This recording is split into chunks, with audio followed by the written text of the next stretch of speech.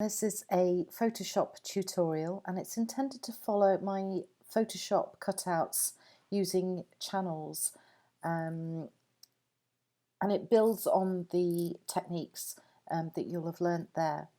Sometimes even using channels technique for making cutouts leaves us with a less than perfect result. Not often, but occasionally it does. So I'm going to show you how you can work around one of the most common difficulties, and that's when we choose remove white matte and defringe and just don't quite get the result that we want. So before we start, I would just like to say that the photographic image used has been created by me, Helen Han, and along with the logos that I also use in this little tutorial, those elements are the property of the University of Manchester and nobody else.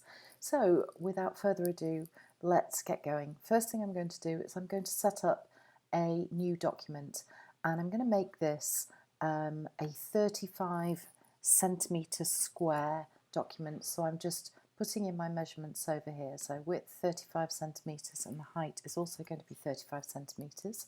The resolution, I'm leaving it set on 300 pixels per inch, and the colour mode that I'm going to work in is RGB. My background colour is going to be set to white, and my colour profile matches the photograph which was shot using sRGB, so that's why my colour profile is set to sRGB. So I'm going to choose create, and here is my new document. As you can see, it's a nice little square.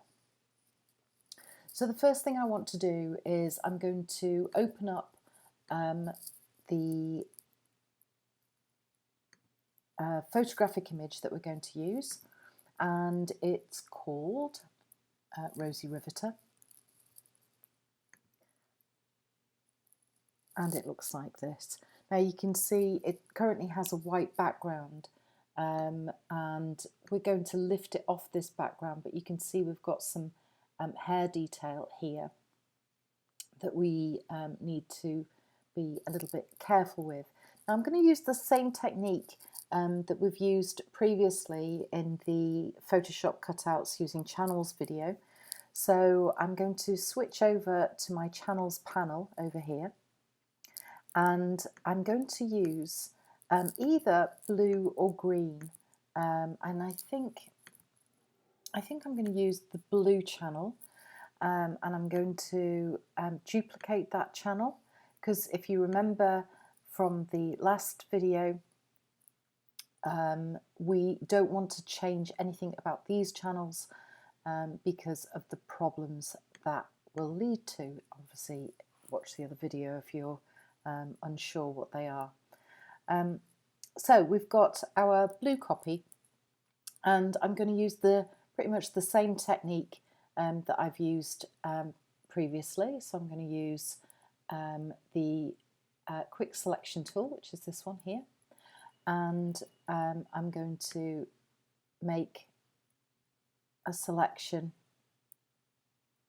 So I want to pick up as much as I can.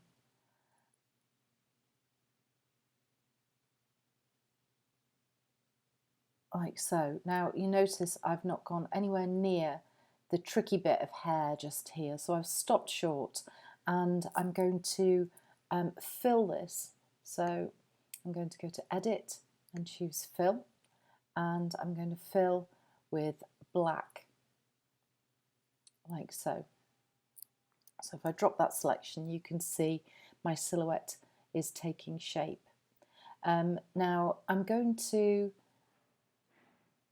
just make a selection, and I'm going to, I'll tell you what I'll do, I'm just going to select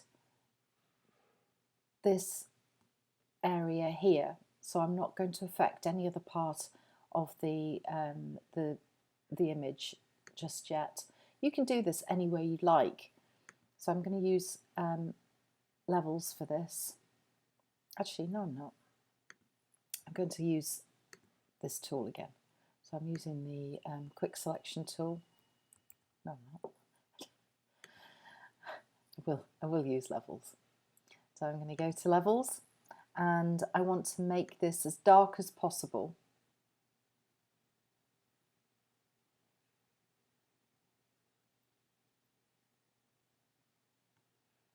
Like so. And click OK.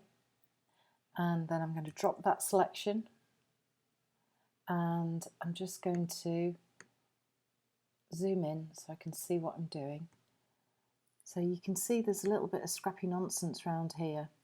So I'm just going to select this area and deal with it individually. So again, I'm just going to go to levels and just try and get rid of this bit of nonsense just here.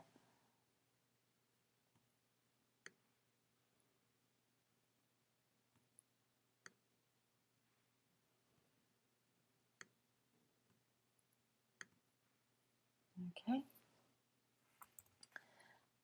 And then I just want to pick up a chin area. And I'm okay with this because it hasn't gone near this piece of hair. So I'm going to just fill this again. I'm going to keep going until I've made my silhouette. There are other things I can use. For example, I can use, oops, a daisy. Let's just choose a different brush.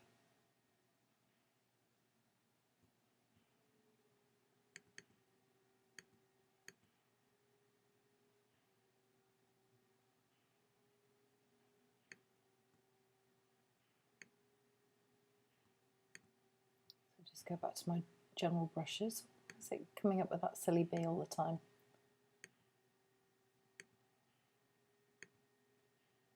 Got a hard round brush, so I can always just paint away areas. So that's sometimes easier than making a selection. So I can just paint in these areas here. As long as I don't go too close to the edge, sometimes it's just a little bit quicker to work with the brush. I can make my brush smaller if I want to get into smaller areas.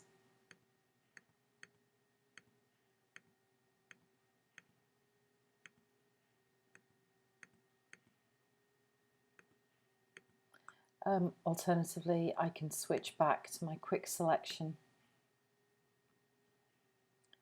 So whatever you need to do to make the selection and fill it, but remember staying away from this area down here, because that's like that, for example, I've gone way too far. So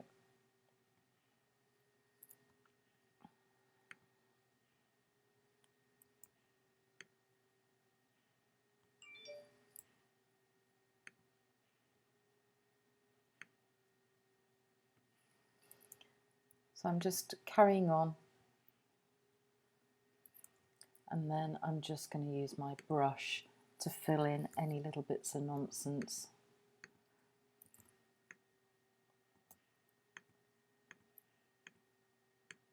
Don't be afraid to zoom in and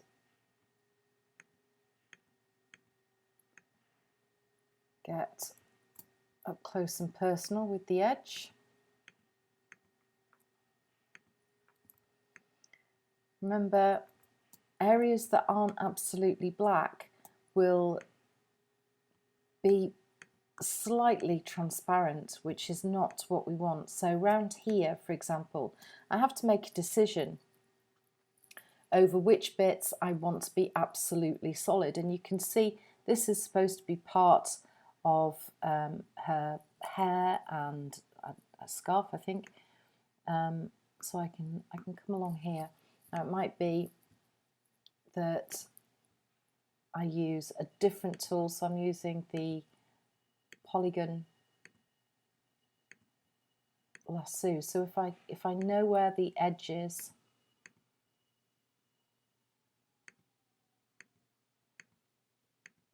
that I want to be absolutely, definitely included,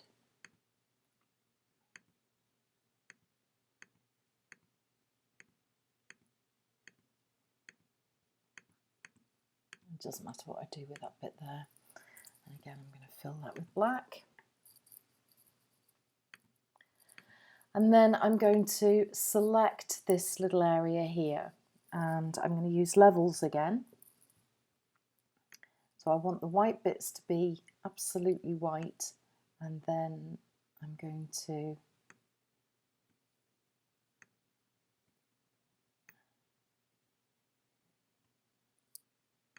I don't want to lose too much detail there. Can you see how much of the hair that I've lost there? So it might be a little bit more like that. Now, it's really tricky this, because her hair isn't terribly dark, and we've got areas that I know are going to cause a little bit of an issue when we come to using the white mat, which is why I've chosen this image for this exercise, because it is to show you that it doesn't always work out the way you want it.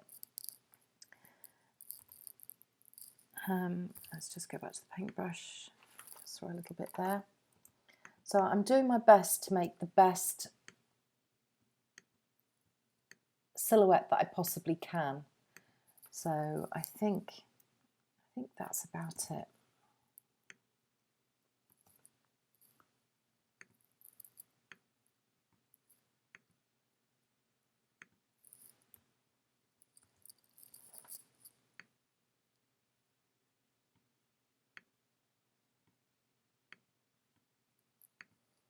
There we go. So I think I'm happy. The thing is, every time you do these things, you never get the same result twice. So, oh, I've just lost a bit of a thumbnail there. So I'll just grab a thumbnail in.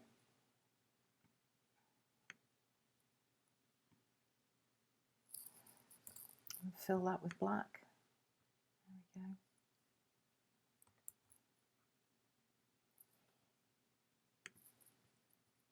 I think maybe I'll just grab that little bit there. There we are.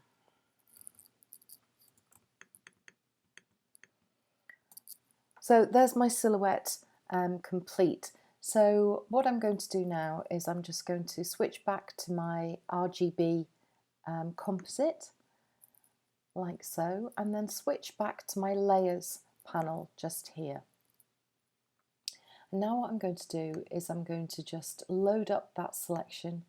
So I'm going to choose load selection, and I'm going to the channel, and it's blue copy, and I want to invert that because we've made our silhouette inside out, if you like. So I'm going to invert this. So what we have is the selection being just the model. Now I'm going to use Command and J, or Control J if you're using a PC, and I've created a new layer. So the way I remember that keyboard shortcut is it's like jumping to a new layer. Jump begins with J, and we've got this layer here. Now if I switch this one off, you can see that the background is gone, and to all intents and purposes it doesn't look too bad. Okay, so her eyelashes look great, but we can't really tell how good that cutout is until we put in another layer. And if you remember this from the last tutorial, we're going to use a lightish grey, and I'm going to just flood that, oops, not with bees, not with a pattern, but with a foreground colour. There we go. And you can see here that we've got a slight white edge. This doesn't look too bad around here though. So let's just have a little look at what happens when we use remove white matte. Oops, helps if you choose the right layer first. So layer, matting, and remove white matte. And it actually looks okay.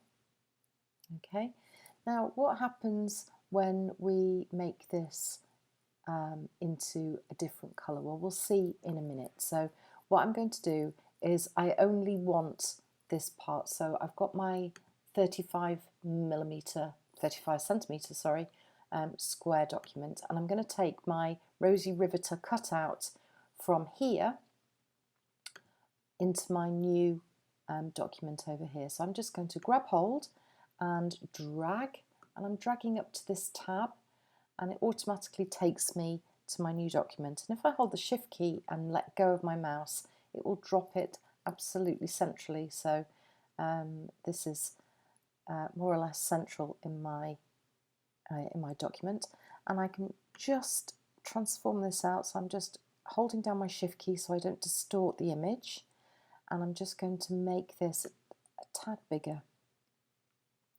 like so. And I'm going to move her down so she sits right on the bottom of the document, like so. And I think I'm quite happy with that position. Okay, so what we want to do now is we're going to make a kind of parody, if you like, of the old We Can Do It Rosie the Riveter wartime poster, when women went back to working on the land when all the men were fighting in World War II. But we're going to do it with a slightly different message. This is about we can do it for education, if you like. I work for the University of Manchester, and this is a nice positive message that we really can do it here. So I'm going to change my background colour. So I've chosen the background layer, and I'm going to choose a nice yellow.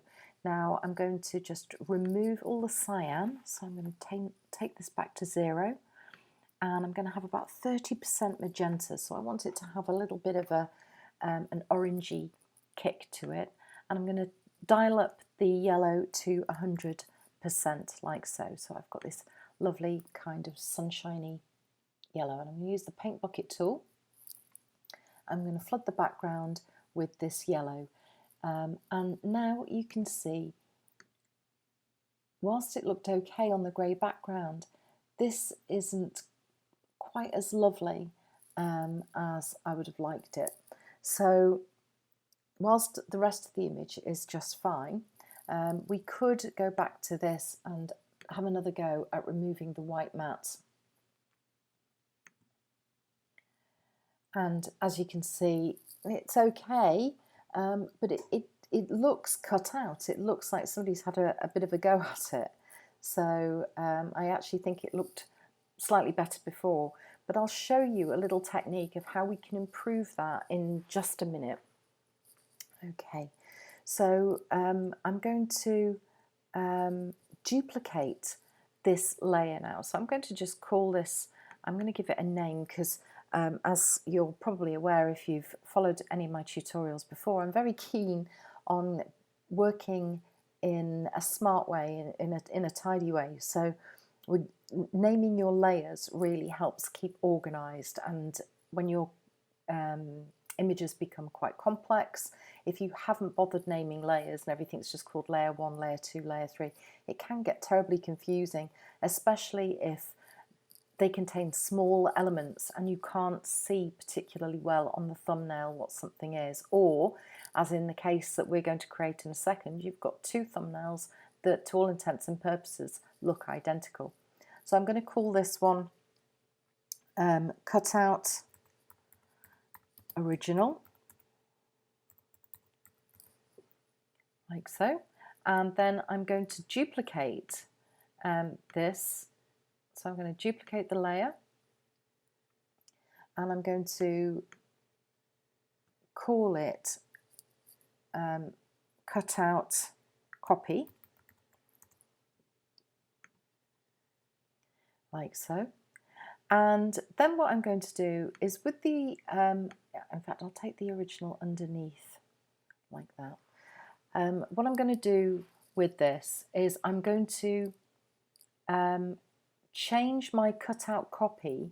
I'm going to change the blend mode from normal to multiply. Okay, now you won't see the difference, but if I turn this layer off, you can see what's happened here. So I actually think this hair over this yellow background looks a little bit better than it does here, okay, because it's kind of got this greyish look to it. So that's what we've got on that layer. And then on this layer, on the cutout original layer, I'm going to add a layer mask, like so. So I've just come down here and I've added a layer mask. And then I'm going to zoom in on this area, and I'm going to use my brush, and I've got my my layer mask selected over here. You can tell that it's selected because you can see it's got this line around it. And I'm going to use a slightly biggish brush, and I'm going to just wipe this away.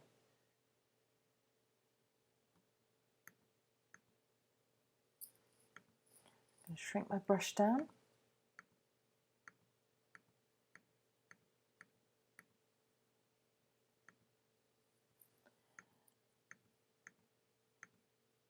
And I think that actually looks better. I'm just going to see if I can get rid of that little white edge there as well.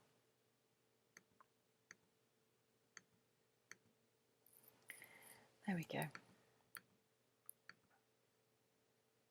And I'm just going to have a little look around the eyelashes here, and you can see I've got a similar thing going on with the eyelashes.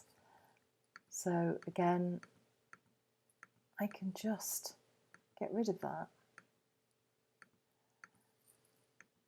And that just looks a little bit cleaner. These hairs here.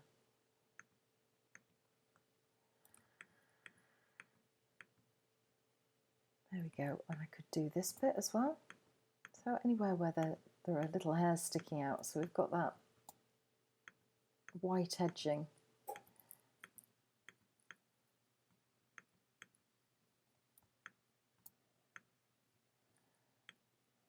There we go, I think that looks a lot better.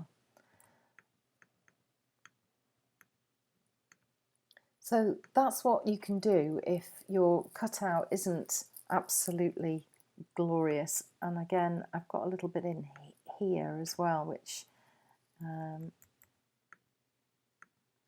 could just dot away.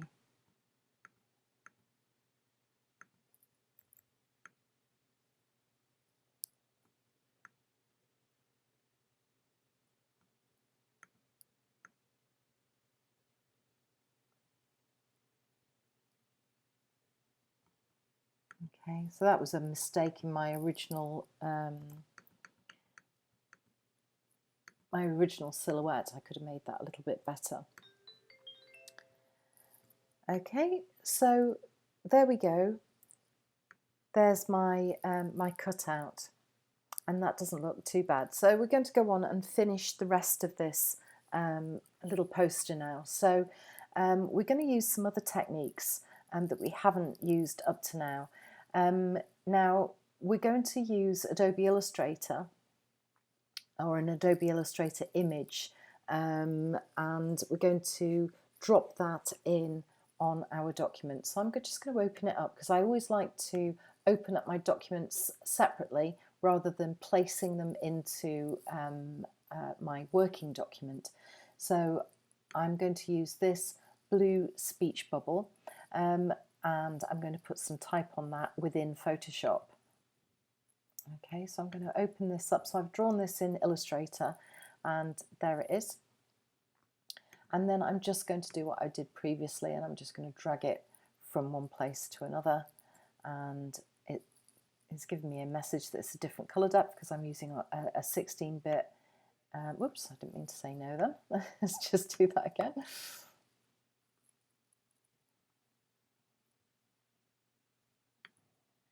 And you can see it's come in slightly wrong in proportion. I want this little bit here to fit in this space here, and I need this to extend. So I'm just going to drag it out like so.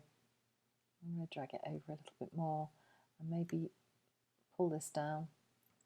Okay, now at the moment you can see my layer order means that the speech bubble is on top of Rosie the Riveter.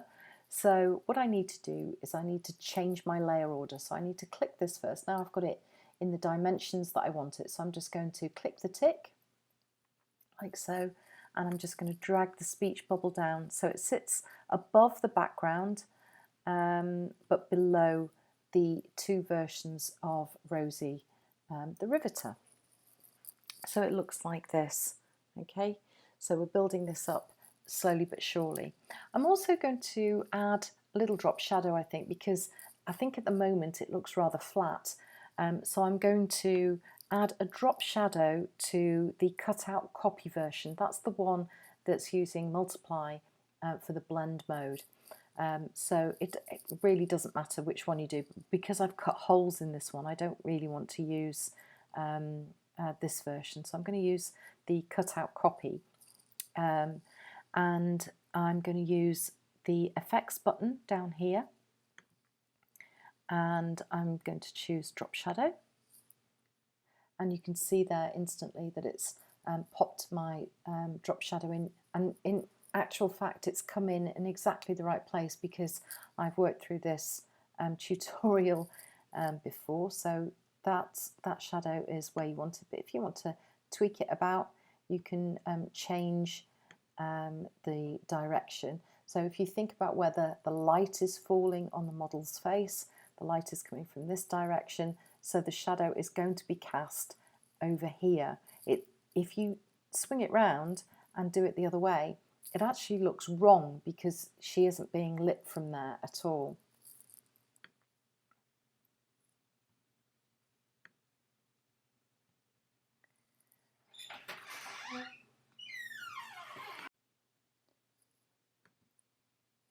So now we've got our speech bubble in the correct layer order, we've got our drop shadow added on. Now we're going to add some text into our speech bubble. So I'm going to position or select my speech bubble. I'm just going to rename this layer. I'm going to call it speech bubble. And I'm then going to add some type into that speech bubble. So I've chosen the type tool. Now the thing about type in Photoshop is it's not a text editing tool at all, but it's okay if you want to use a bold headline or a small amount of text. What you've got to remember is that the elements that you're dealing with are pixels, so it's not the right place for text editing. So please don't think that you can put in paragraphs of text and then resize and scale it and do various things and expect the integrity of your text to stay the same. If you've got a big bold headline like we're going to put in here, it's absolutely fine to use type, and that's what the type tool is for. It's not for typing a whole essay, which I've seen many students do over the many years that I've been teaching people how to use Photoshop. So I've created a text box just by dragging out a rectangle using the type tool. You can see I've got a flashing insertion point, and the original poster said we can do it, and we're going to simulate that again. So we're going to just type we can do it. Each letter or each word has a capital letter at the beginning, and the typeface we're going to use is, I'm using Futura Condensed Extra Bold. Okay, Futura Condensed Extra Bold. We can do it! Exclamation mark. And you can see it's used the last colour that I'd selected, which is that rather lovely yellow, but I actually want the text to be white. So I'm just going to change the colour of the type like so. And then I'm just going to position it. Oops, don't want to do that. I'm going to pick the whole thing up and just move it down. I just want it to just drop beneath the headscarf a little bit. And so I know that the text is, I'm just going to apply that transformation. I'm just going to pull, no I'm not, I want to resize that box. Actually, that's centered in that frame because I've got a little pink guideline showing me that it is.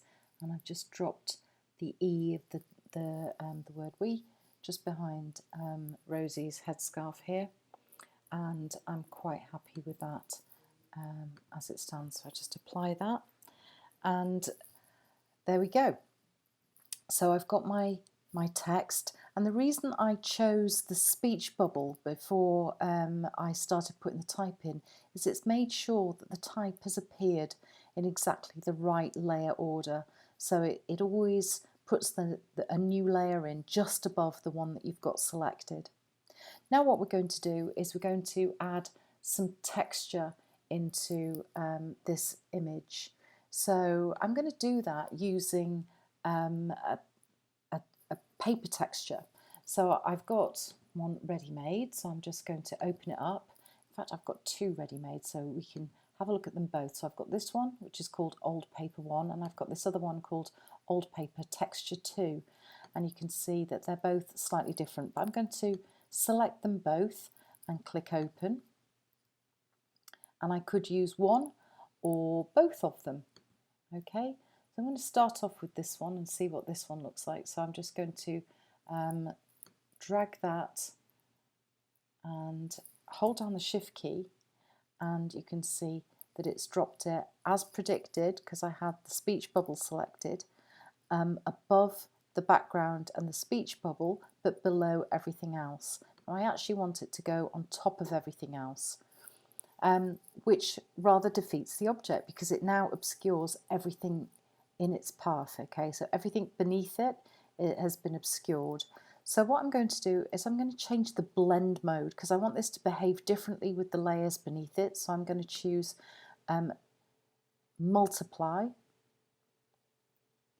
Okay, and you can see there that we've now got this rather aged appearance to our poster, like it's been pinned up in I don't know, maybe a barn or a dirty garage or something along those lines. But the effect is a little bit too strong. So what I'm going to do is I'm just going to change the opacity of this layer from 100%, and I'm just going to take that down a little bit so the effect is reduced. Something like that. So we've now got this this dirty edge along here, and if I turn that off you can see what a difference that actually makes. I might want to try the other layer as well, which is this texture, and see what that one looks like. So I'm going to do the same thing again. So I can try things out. I'm holding down the shift key. That ensures that it drops it absolutely centrally. I'm going to do the same thing with this one, so I'm going to choose multiply. I'm going to reduce the effect of that one down to maybe about 53%, something like that. And if I turn off the other one, you can see we've got a slightly different effect. Or you could have them both reduced a bit and have them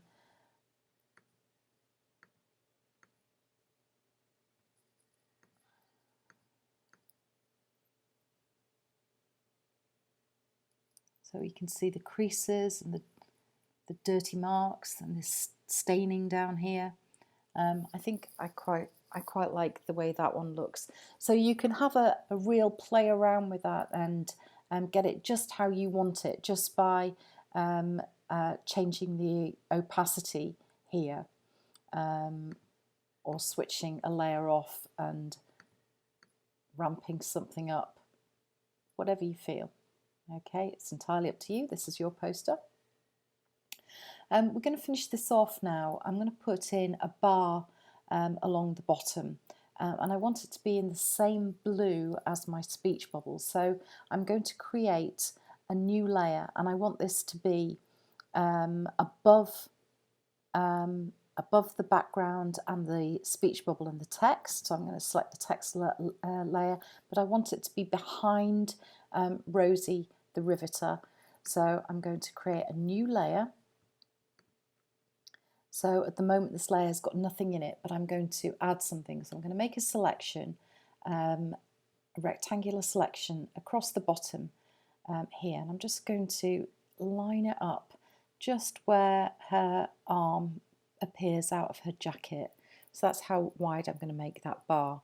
And I want to fill it with this blue colour. So what I'm going to do is I'm going to turn off my paper texture because I want that particular blue. And I'm going to use the eyedropper tool. Now the keyboard shortcut for the eyedropper tool is the letter I, so I'm just hitting I on my keyboard and I can pick up that blue, and you can see that it's now in here, okay, in my foreground colour. And I'm going to use the paint bucket tool, so I've used the keyboard shortcut for that, which is G, and I'm just going to flood that rectangle there, so you can now see that is in here. I'm just going to rename this. So I'm going to call it Blue Bar. And I'm going to call this Paper Texture. Oops. Texture. There we are. Just lost the ability to spell for a second. And I'm going to call this one Paper Texture 2. Okay. And if I put the paper texture back on, you can see that it will affect everything underneath it. So that's what my poster looks like so far. I'm just going to reduce that down. I think it's a little bit heavy at the moment. Okay, and I can drop that selection. I use a keyboard shortcut to drop selections, and the keyboard shortcut I use is Command or Control D, depending on whether you're using a PC or a Mac. So here we go. So now I'm going to finish this off by adding in a couple of logos, and because I work for the University of Manchester in the School of Materials, I'm going to add 2 logos relevant to that institution. So I'm going to open up this logo, which is the Manchester tab logo, and again I'm going to copy that this time and paste it onto my document. I'm using the move tool to move it into position, and I'm going to position it about there. I think I quite like the way that looks, and again I might just move that down so it sits underneath those textures, so it has the same kind of aged appearance as everything else. And then I'm going to go and find another logo relevant to the School of Materials. So I'm just going to go to open again, and I need to find that logo. So this is a design and fashion business logo, like so, and I'm just going to drag and drop that, and I'm going to resize it. Now it's a white logo,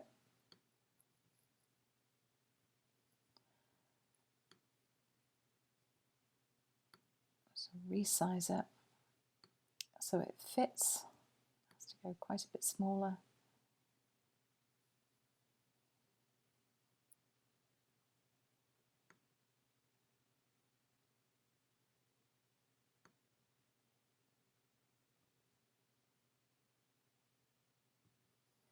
And then when I'm happy,